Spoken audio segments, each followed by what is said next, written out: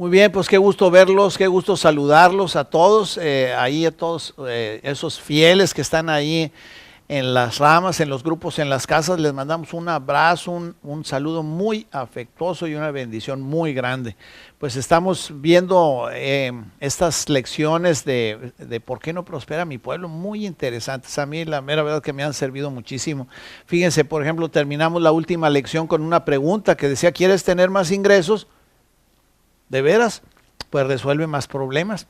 Y si alguien está resolviendo problemas a su alrededor y no está recibiendo la suficiente cantidad de dinero como recompensa, entonces alguna otra cosa no está alineada. Hay un pasaje ahí en el Antiguo Testamento muy revelador en el libro de Ageo 1 del 5 al 7. Dice: siembran mucho y recogen poco. Comen y no se sacian, beben y no quedan satisfechos, se visten y no logran calentarse, y el que trabaja a jornal recibe su paga en saco roto. Así ha dicho Jehová de los ejércitos: mediten en su forma de vida. Es decir, puede haber cosas en tu vida que te estén impidiendo la prosperidad, desde las que te pueden parecer más absurdas, como por ejemplo, te voy a decir algunas. Hace días una persona nos decía que el simple acto inocente de decirle a un niño: lávate las manos porque cogiste dinero, puede ser un factor para que concluya inconscientemente el niño que el dinero es sucio y esto le estorbe en su vida adulta en el manejo de sus finanzas.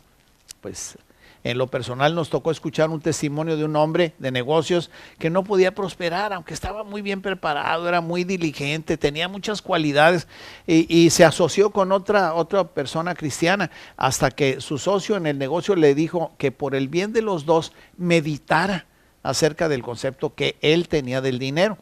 Y así lo hizo este hombre, y para su sorpresa recordó que cuando niño su mamá siempre le decía que el dinero era muy escaso, que no se podía conseguir fácilmente, que no se daba en árboles, etcétera. Su papá, por su parte, sus comentarios eran de que las personas que tenían dinero eran por tranzas o porque abusaban de los demás. Así que imagínate, al meditar en estas cosas, él se dio cuenta que de alguna manera e inconscientemente estaba bloqueando no solo su propia prosperidad, sino la de su amigo y socio.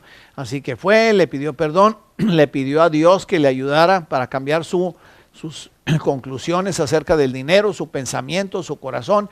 Y él después daba testimonio que a partir de ese punto ahí en su vida, este empresario empezó a prosperar de una manera extraordinaria como nunca y empezó a lograr excelentes resultados. Así que ese es el día de las tareas. Mira, la primera que te voy a encargar es: medita en el concepto que tienes acerca del dinero.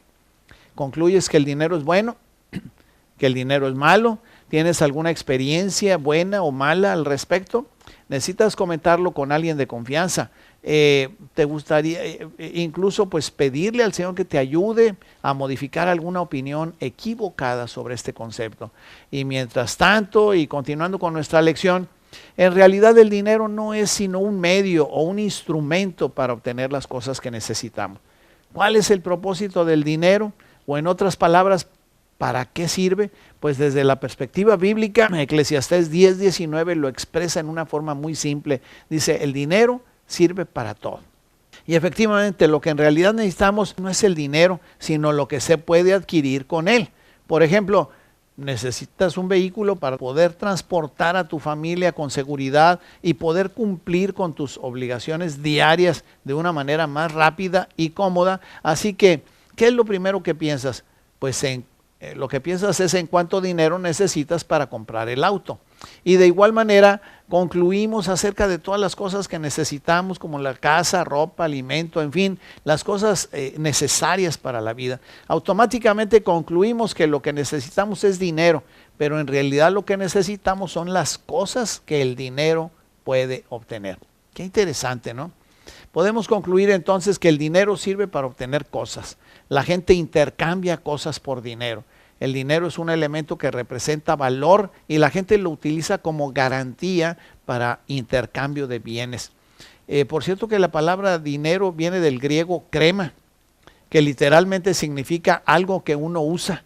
Y si entendemos todo esto, entonces comprenderemos por qué la Biblia nos advierte en 1 Timoteo 6:10, donde dice, raíz de todos los males es el amor al dinero, el cual codiciando algunos se extraviaron de la fe y fueron traspasados de muchos dolores.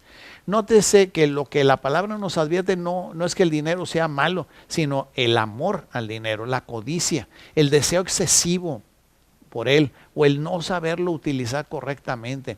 Mucha gente es usada por el dinero, pero el dinero significa algo que usamos. Así que aquí hay otra tarea para ti y contesta sinceramente esta pregunta: ¿quién usa a quién? ¿Tú a tu dinero o tu dinero a ti? ¿Es el dinero tu siervo y tú le ordenas qué hacer? Es decir, ¿tú eres el señor de tu dinero o el dinero se enseñorea de ti? Es una buena tarea para meditarla y para contestarla ahí cuando tengas oportunidad.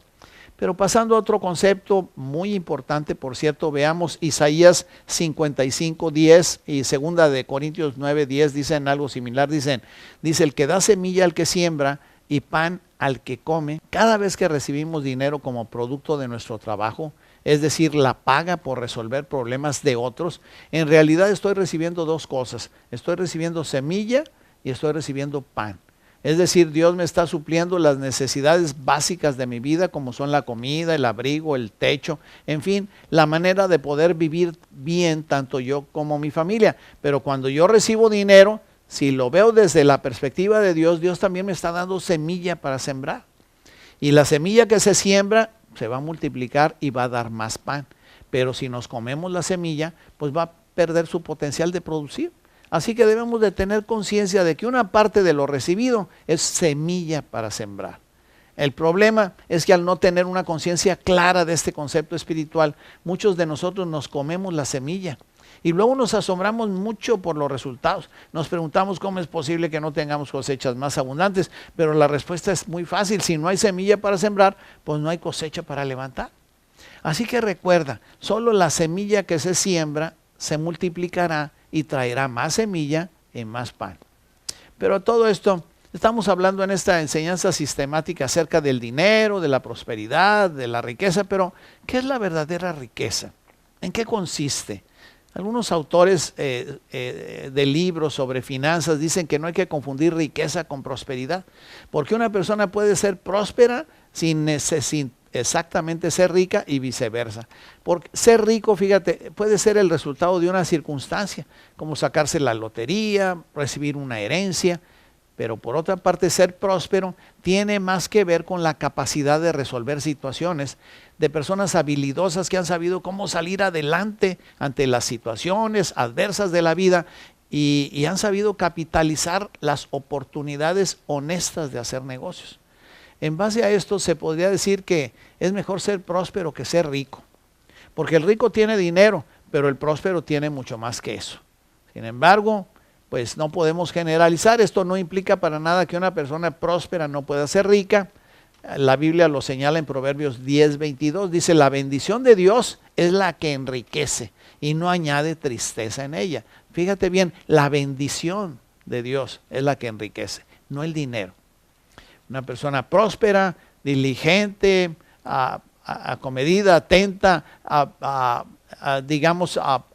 creativa, pues muy probablemente será rica, como lo afirman los proverbios. Dice por ahí: los pensamientos del diligente ciertamente tienden a la abundancia. Proverbios 21:5. Pero una persona rica, por su parte, no necesariamente será próspera, como hemos visto a tanta gente que teniendo mucho ha terminado sin nada. ¿Por qué? Pues por falta de disciplina, de prudencia, de inteligencia financiera, de tenacidad, y termina en la pobreza. Así que la verdadera riqueza no consiste en acumular, sino en tener para suplir las necesidades y que alcance incluso para dar o para sembrar, como lo veremos más ampliamente un poco más adelante. Por lo pronto, pues aquí hacemos un alto.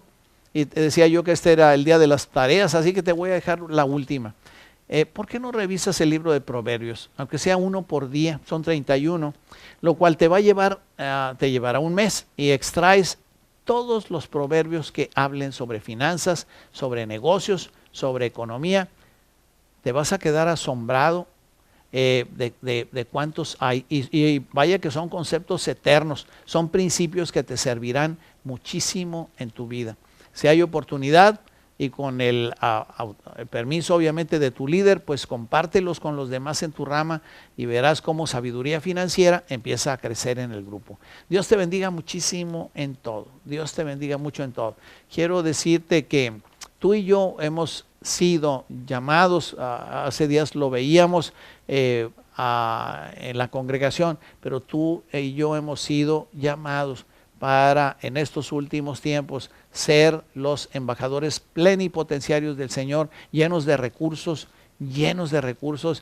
prósperos, abundados, bendecidos. Ahí en el mismo libro de Ageo con el que comenzamos este mensaje, esta clase, dice ahí que la gloria postrera del templo será mayor que la primera. Y acuérdate que tú y yo somos el templo de Dios, como dice en 1 Corintios. Así que entonces el templo, si la gloria postrera del templo, de este templo será mayor que la primera, y el primer templo estaba lleno de riqueza, lleno de bendición, lleno de abundancia, era impactante, pues la gloria postrera de este templo que somos tú y yo será mayor que la primera.